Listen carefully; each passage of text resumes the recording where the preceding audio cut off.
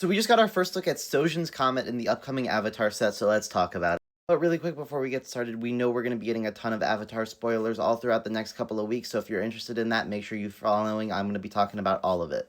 So Sojin's Comet is 3 red for a sorcery. Each creature you control gains Firebending 5 until end of turn, and it has Foretell for 2 and a red. Right off the bat, absolutely nailed the flavor for this card. Of course, Sojin's Comet comes in, it enhances the abilities of all the firebenders, of course being represented by that Firebending 5, which is a pretty big number, and was also, of course, meant to come again 100 years later, which is what that Foretell cost is representing. So show off some of the alternates we've seen. The images are a little blurry, but you can see we've got this really sick full art with the Fire Nation symbol above him. We've also got this really cool looking black and white. It looks hand-drawn. I really like it. Now let's talk about how we're going to use this card, what kind of decks are going to want to run it.